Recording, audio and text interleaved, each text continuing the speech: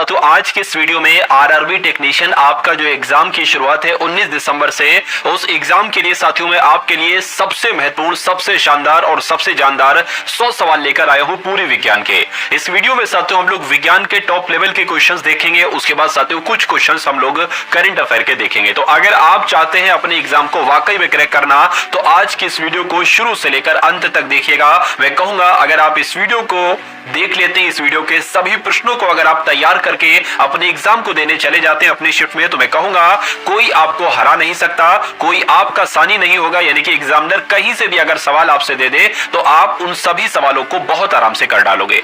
तो साथियों क्लास आपकी बहुत तेजी वाली होगी। पहला सवाल आपकी स्क्रीन पर आ चुका है। कह रहे कि निम्नलिखित में से किस तत्व की कमी से घेंगा रोग होता है? तो मैं कहूंगा आयोडीन की कमी से कौन सा रोग होता है? घेंगा रोग होता है। आंसर यहां पर भी लिखा हुआ है। पावर ट्रांसफार्मर की कार्य प्रणाली का सिद्धांत किस नियम पर आधारित है? यह सवाल आपसे बहुत पूछा जाता है। तो मैं कहूंगा साथियों फैराडे के नियम पर आधारित है। यानी कि जो पावर ट्रांसफार्मर है इसकी कार्य प्रणाली का सिद्धांत नियम ये साथियों फैराडे के नियम पर आधारित है। साथ सवाल देखिए, रडार सिस्टम में उपयोग की जाने वाली तरंगे किस प्रकार की तरंगों का उदाहरण है? तो मैं कहूंगा साथियों सूक्ष्म तरंगों का उदाहरण है। आंसर आपका ऑप्शन नंबर ए हो जाता है। अगला सवाल देखिए, यानी कि एक उड़ते हुए चक्के की प्रति सेकंड घूर्ण किससे मापी जाती है? तो किससे मापी जाती है साथियों आपको मालूम होना चाहिए, स्ट्रोबोस्कोप से मापी जाती है। किससे मापी जाती है? स्ट्रोबोस्कोप से मापी जाती है। आपका राइट आंसर यहां पर डी हो जाता है। अगला देखिए, कौन प्लाज्मोडियम परजीवी का वाहक है? तो मैं कहूंगा मच्छर जो होता है ना, मच्छर साथियों ये प्लाज्मोडियम परजीवी का वाहक है। आंसर आपका ए के साथ जाएगा। साथियों इस वीडियो में मैंने वो सभी क्वेश्चंस लिए हैं जो आपको अपनी शिफ्ट में देखने को मिलेंगे।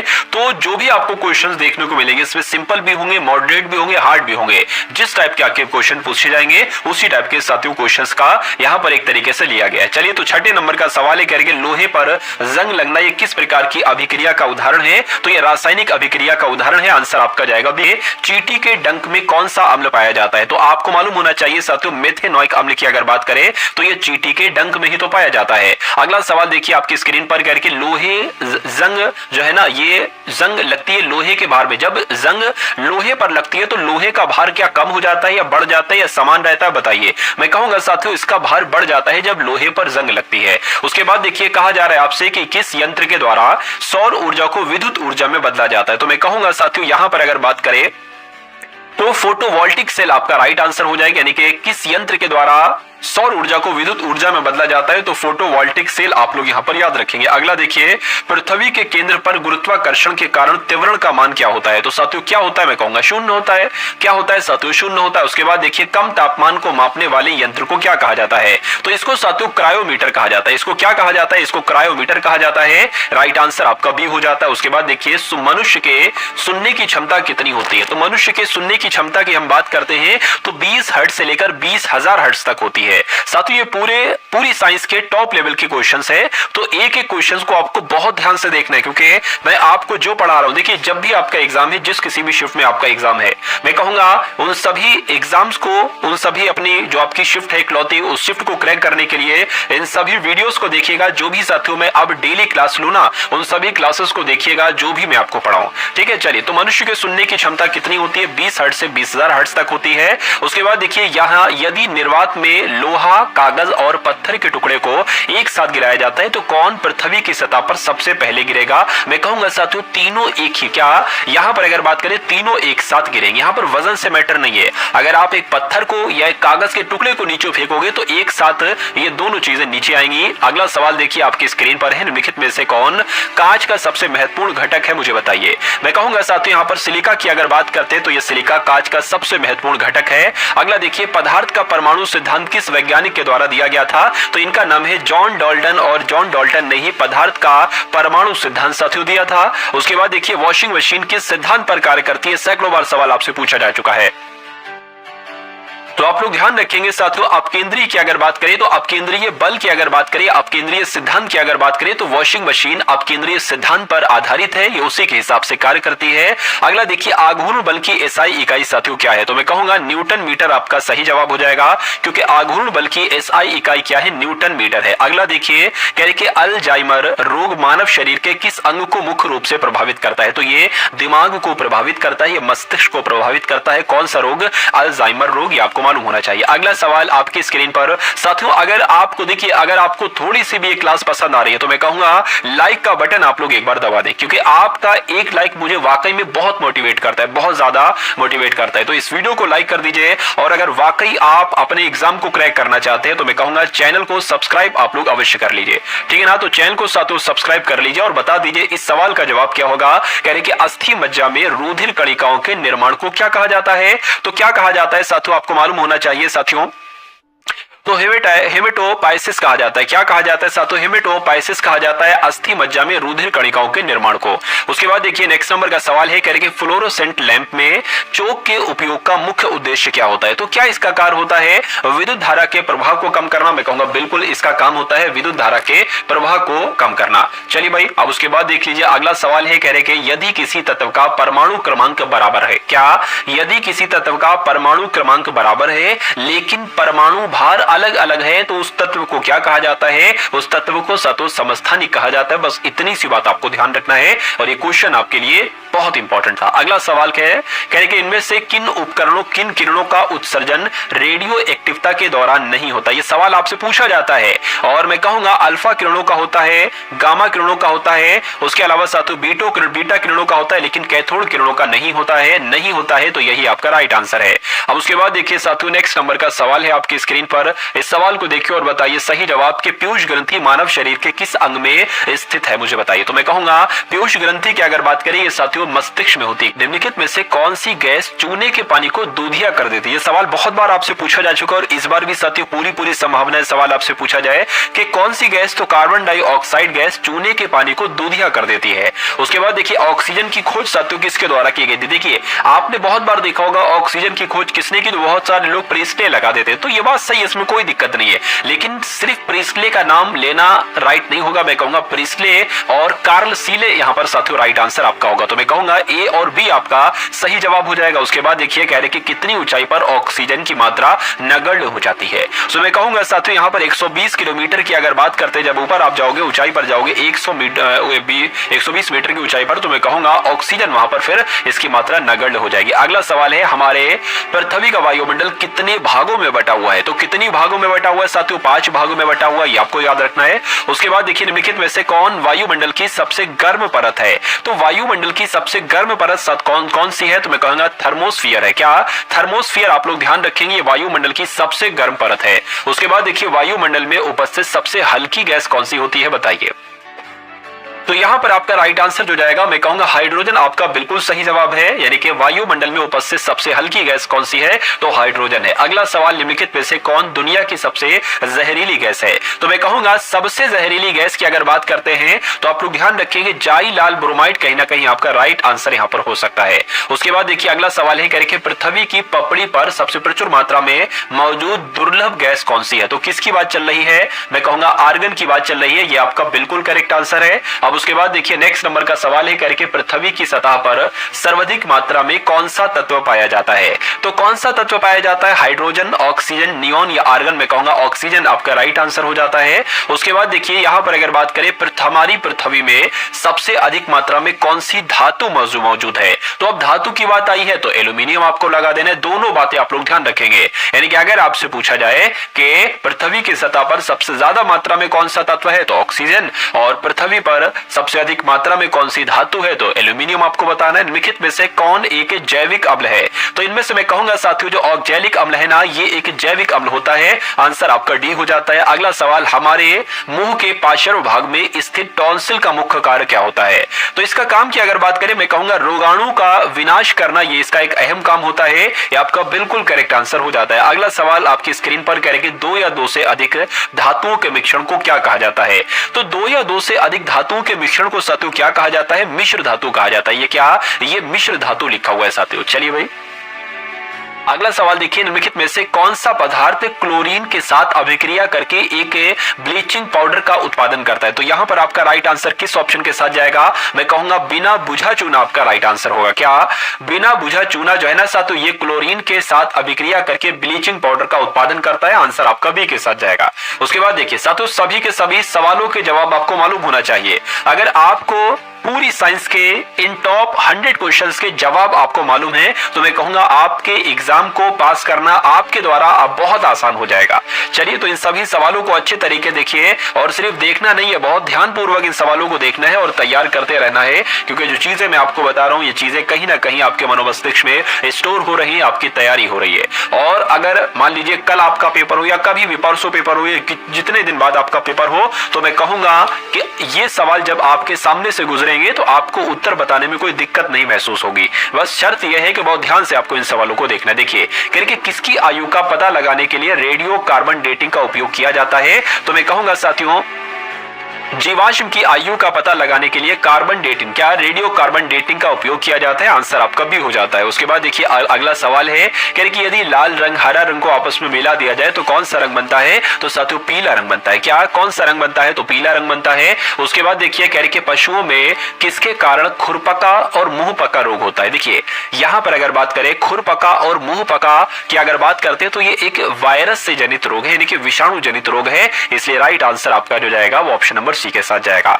उसके बाद देखिए ट्यूबलाइट में कौन कौन सी गैस की अगर बात करें तो क्या क्या होता है साथियों? मैं कहूंगा आर्गन, मीथेन, पारे का वाष्प और आर्गन। मैं कहूंगा ये वाला बिल्कुल सही जवाब हो जाएगा, यानी कि राइट आंसर आपका जो जाएगा वो किस ऑप्शन के साथ जाएगा? वो ऑप्शन नंबर बी के साथ जाएगा। ठोस की शुद्धता का निर्धारण किसके द्वारा किया जाता है? तो ठोस की शुद्धता का निर्धारण क्वथनांक बिंदु के द्वारा नहीं, हिमांक बिंदु के द्वारा नहीं साथियों, गलनांक बिंदु के द्वारा ही ठोस की शुद्धता का निर्धारण किया जाता है। ये आपका बिल्कुल करेक्ट आंसर हो जाता है। अगला देखिए भौतिक संतुलन किस सिद्धांत पर कार्य करता है? तो भौतिक संतुलन की अगर बात करें तो ये आपका जो है ना, ये समांतर बल के नियम पर आधारित है। क्या समांतर नियम के बल के नियम पर साथियों ये कार्य करता है? ये सिद्धांत आपको मालूम होना चाहिए। अगले नंबर का सवाल है कि निम्नलिखित में से किस धातु को चाकू से आसानी से काटा जा सकता है? तो यहां पर आपका राइट आंसर सोडियम हो जाएगा, क्योंकि सोडियम एक ऐसी धातु है जिसको साथियों इस धातु को चाकू से आसानी से काटा जा सकता है। उसके बाद देखिए अगला सवाल, यानी कि न्यूलैंड के अनुसार उस समय प्रकृति में कुल कितने तत्व मौजूद थे? तो न्यूलैंड की अगर बात करें, न्यूलैंड के अनुसार, तो यहां पर 56 आपका सही जवाब हो जाएगा, 56। अगला देखिए निम्नलिखित में से किसमें स्थितिज ऊर्जा होगी? ये आपसे साथियों पूछा जा रहा है। यहां पर आपका राइट आंसर क्या हो सकता है? देखिए और फटाफट आप लोग मुझे यहां पर बतला दीजिए। देखिए एक होता है स्थितिज ऊर्जा और एक होता है गतिज ऊर्जा। अगर नदी का पानी बह रहा है तो उसमें गतिज ऊर्जा होगी, लेकिन अगर कोई पानी ठहरा हुआ है तो उसमें जाहिर सी बात है स्थितिज ऊर्जा होगी। तो बांध के पानी में देखिए उड़ते हुए वायुयान, अब वायुयान उड़ रहा है, जाहिर सी बात है गतिज ऊर्जा होगी। गिरता हुआ नारियल, नारियल गिर रहा है तो इसमें एक गति है ना, इसकी गति है, तो गतिज ऊर्जा होगी। ठीक है, मैं कहूंगा बांध का पानी, इसमें स्थितिज ऊर्जा होती है, क्योंकि ये चलता नहीं, ये एक जगह पर रुका हुआ रहता है। उसके बाद देखिए जी का मान ज्ञात कीजिए। मैं कहूंगा साथियों जी का मान किसने ज्ञात किया? तो हेनरी कोएर्निश में साथियों जी का मान ज्ञात किया। यहां पर तो आंसर आपको दिख गया बिल्कुल सामने। चलिए कोई दिक्कत नहीं, यहां पर भी आपको दिख गया, मैं आपको कोई दिक्कत नहीं बता देता हूं। यानी कि मनुष्य का सामान्य रक्तदाब कितना होता है, यानी कि ब्लड प्रेशर की यहां पर बात आई है। क्या ब्लड प्रेशर की साथियों यहां पर बात की गई है? तो मैं कहूंगा मनुष्य का जो नॉर्मल ब्लड प्रेशर होता है कि अगर उतना नॉर्मल ब्लड प्रेशर है तो कोई दिक्कत नहीं है, तो 120, ठीक है ना, 120/80 mmHg यहां पर आपका राइट आंसर हो जाएगा। आंसर आपका जाएगा ऑप्शन नंबर सी के साथ। अगला देखिए कि इनमें से कौन मूत्र में असामान्य घटक है? तो यहां पर अगर बात करते हैं साथियों एल्बुमिन आपका यहां पर सही जवाब हो जाता है। उसके बाद देखिए मनुष्य में कौन सा एक अपशिष्ट पदार्थ है? तो मनुष्य में अपशिष्ट पदार्थ की अगर बात करें तो यूरिया आपका राइट आंसर हो जाएगा। चलिए अगला सवाल देखिए, मानव शरीर में पेशियों की संख्या कितनी होती है? तो मानव के शरीर में पेशियों की संख्या कितनी होती है? 656 होती है। राइट आंसर आपका ऑप्शन नंबर बी हो जाता है। अगला सवाल, मनुष्यों में पुनः स्थापित होने वाले दांतों की संख्या कितनी होती है? बताइए। तो पुनः स्थापित होने वाले दांतों की संख्या कितनी होती है? मैं कहूंगा 20 होती है मनुष्य में। यह आपका बिल्कुल करेक्ट आंसर हो जाता है। उसके बाद देखिए अगला सवाल आपकी स्क्रीन पर कह रहे हैं, पूछा जा रहा है मानव शरीर की सबसे मजबूत हड्डी कहां पर होती है? तो मैं कहूंगा साथियों सबसे मजबूत हड्डी की अगर बात की गई है तो जबड़े में, जांग में, ठीक है, या गले में या बाहों में। तो जबड़ा आपका यहां पर राइट आंसर हो जाता है, जिनका भी आंसर ऑप्शन नंबर ए है बिल्कुल करेक्ट है। उसके बाद देखिए कह रहे कि मानव शरीर में कुल कितने कशेरुकी खंड होते हैं। तो कितने कशेरुकी खंड होते हैं साथियों? 33 कशेरुकी खंड होते हैं, ये आपको मालूम होना चाहिए। उसके बाद देखिए हमारी अस्थियां तथा दांत किससे बने होते हैं? तो जो हमारी अस्थियां हैं और जो हमारे दांत हैं ये किससे बने होते हैं आपको मालूम होना चाहिए साथियों। ट्राई कैल्शियम फॉस्फेट से बने होते हैं। ये सवाल आपसे बहुत बार पूछा जा चुका है और इस बार भी आपसे पूछा जाएगा। उसके बाद देखिए इनमें से कौन सी ग्रंथि सेक्स हार्मोन का स्राव करती है? तो मैं कहूंगा साथियों अगर बात करें यहां पर जो अधिवृक्क ग्रंथि है ये आपका बिल्कुल सही जवाब हो जाएगा। उसके बाद देखिए पीयूष ग्रंथि मानव शरीर में कहां पर उपस्थित होती है? तो साथियों कहां पर उपस्थित होती है? मस्तिष्क के नीचे उपस्थित होती है। कहां पर उपस्थित होती है? मस्तिष्क के नीचे उपस्थित होती है। स्तनधारियों में सबसे बड़ी ग्रंथि कौन सी है? तो स्तनधारियों में साथियों सबसे बड़ी ग्रंथि की अगर बात करें तो मैं कहूंगा यकृत ग्रंथि है। इसलिए राइट आंसर जिनका ऑप्शन नंबर बी के साथ था तो बिल्कुल करेक्ट है। मानव शरीर की सबसे बड़ी मिश्रित स्रावी ग्रंथि कौन सी है बताइए। तो यहां पर अगर बात करें साथियों अग्न्याशय आपका राइट आंसर होगा। मैं कहूंगा बिल्कुल अग्न्याशय आपका राइट आंसर हो जाता है। उसके बाद देखिए इनमें से कौन सा पुरुष सेक्स हार्मोन है? तो इसकी अगर बात करते हैं तो टेस्टोस्टेरोन आपका यहां पर राइट आंसर हो जाएगा। क्या साथियों? टेस्टोस्टेरोन आपका यहां पर बिल्कुल सही जवाब हो जाएगा। अगला सवाल देखिए कह रहे हैं निम्नलिखित में से कौन सा रोग आयोडीन की कमी की वजह से होता है? तो जो घेंगा रोग होता है ना साथियों, क्या यहां पर अगर बात करें घेंगा रोग जो होता है ये साथियों आयोडीन की कमी से हो जाता है। उसके बाद देखिए कौन सा रंजक मानव शरीर को रंगत प्रदान करता है? ये डायरेक्ट डिक्टो सवाल आपसे पूछा जाता है और डिक्टो सवाल अगर ये आ जाता है तो मैं कहूंगा मेलानिन आपका राइट आंसर होगा।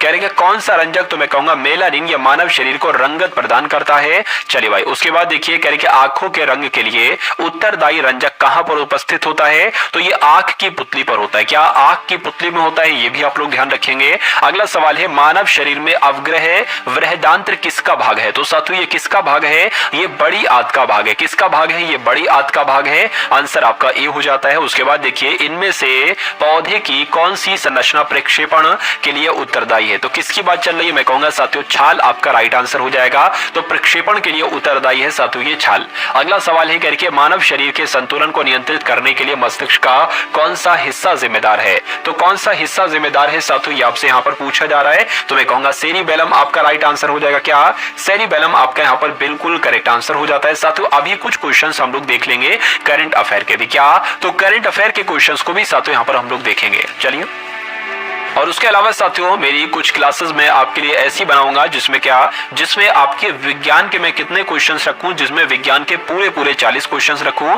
करंट अफेयर के मैं पूरे के पूरे लगभग 10 क्वेश्चंस रखूं और रीजनिंग के क्वेश्चन साथियों और मैथ के क्वेश्चंस में लाता हूं। यानी कि एक क्लास में चारों चीजें आपकी रिवीजन हो जाएंगी। मैं कहूंगा इन क्लासेस को अगर आप देख लेते हैं तो आपको एग्जाम में सिलेक्शन से साथियों कोई रोक नहीं सकता। बस क्या लगातार आप लोग पढ़ते जाइए, जो आपको पढ़ाया जाए अच्छे तरीके से उसको समझते जाइए। कि शैवाल की कोशिका भित्ति बनी होती है तो किसकी बनी होती है साथियों? सेल्यूलोज की बनी होती है। आंसर आपका बी हो जाता है। उसके बाद देखिए इनमें से कौन सा महिला जनन अंग का भाग नहीं है? तो कौन सा नहीं है? देखिए गर्भाशय है बिल्कुल, फेलोपियन ट्यूब भी है बिल्कुल, योनि भी है। मैं कहूंगा मूत्र मार्ग नहीं है। अब नहीं है तो ये आपका राइट आंसर। उसके बाद देखिए खमीर है। तो खमीर क्या है साथियों? क्या ये एक ब्रायोफाइटा है, ये एक कवक है, या ये एक शैवाल है, ये एक जीवाणु है? ऐसे सवाल आते हैं बिल्कुल छोटे से चुट करने से एक तरीके से सवाल आते हैं और पूछा जाता है ये क्या है? तो ये एक कवक है। क्या है साथियों? ये एक कवक है। ये आपका बिल्कुल करेक्ट आंसर होगा। उसके बाद देखिए किस यंत्र के द्वारा पेड़ की तनों की वृद्धि की माप की जाती है? तो मैं कहूंगा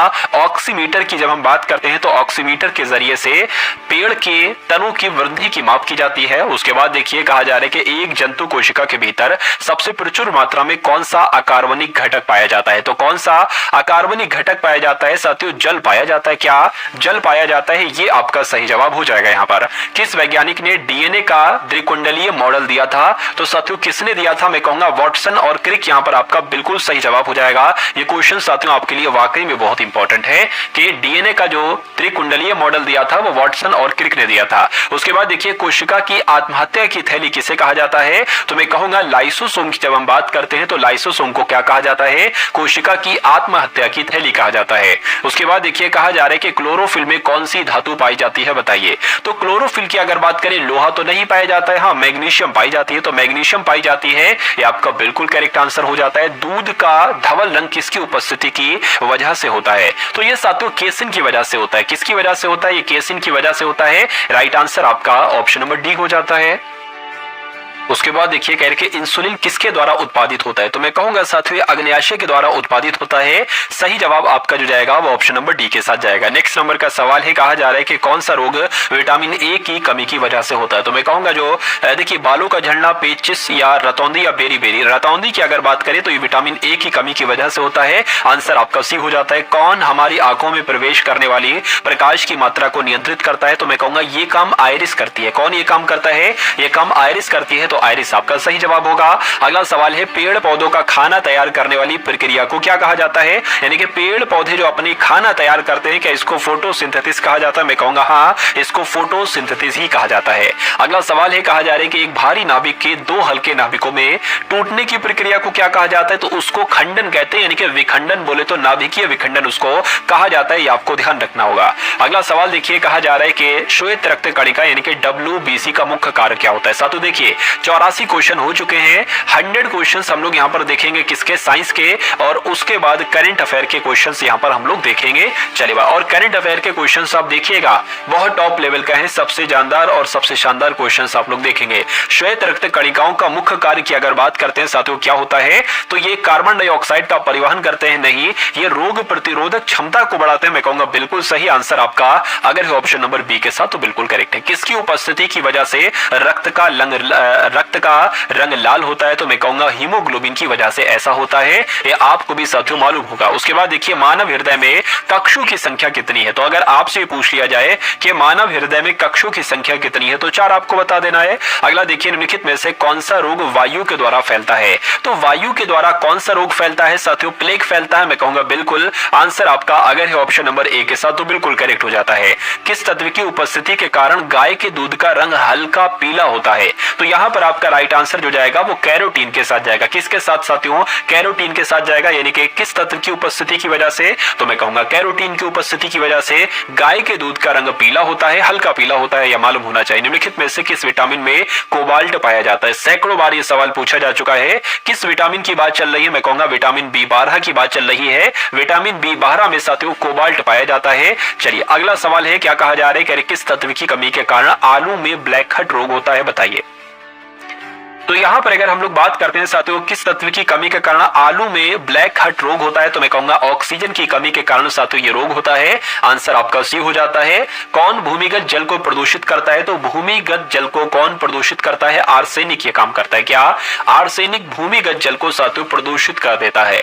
उसके बाद देखिए किसकी उपस्थिति के कारण गिरगिट रंग बदलता है, तो यहां पर आपका राइट आंसर साथियों क्या होना चाहिए, वर्णकी लवक होना चाहिए, यह आपका राइट आंसर हो जाएगा ऑप्शन नंबर बी। उसके बाद देखिए कह रहे कि पादप वृद्धि हार्मोन जिब्रेलिन किससे निकाला जाता है, तो इसको किससे निकाला जाता है, इसको कवक से निकाला जाता है। किससे साथियों, कवक से, यानी कि पादप वृद्धि हार्मोन जिब्रेलिन को किससे निकाला जाता है, तो कवक से निकाला जाता है। और ये इंसुलिन क्या है, तो मैं कहूंगा ये एक हार्मोन है। क्या है साथियों ये, तो ये एक हार्मोन है। उसके बाद देखिए सेक्स हार्मोन किसके द्वारा स्रावित होता है, तो ये किसके द्वारा होता है साथियों, ये एड्रिनल ग्रंथि के द्वारा होता है। इसलिए राइट आंसर आपका जो जाएगा ऑप्शन नंबर सी के साथ जाएगा। अगला देखिए आपकी स्क्रीन पर है करके प्रकाश संश्लेषण प्रक्रिया में सूर्य के प्रकाश का कौन सा रंग सबसे अधिक उपयुक्त होता है, तो यहां पर आपका राइट आंसर रेड के साथ जाएगा, लाल आपका सही जवाब हो जाता है।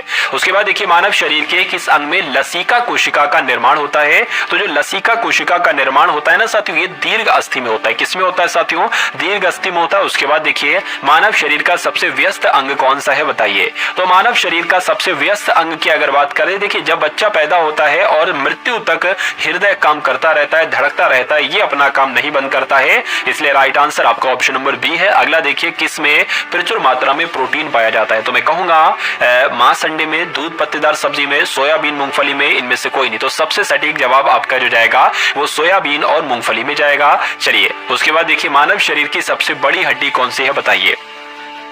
तो यहां पर अगर बात करें साथियों जो जांग की हड्डी होती है ना साथियों, जांग की हड्डी ये मानव शरीर की सबसे बड़ी हड्डी होती है। ये आपका बिल्कुल करेक्ट आंसर हो जाता है।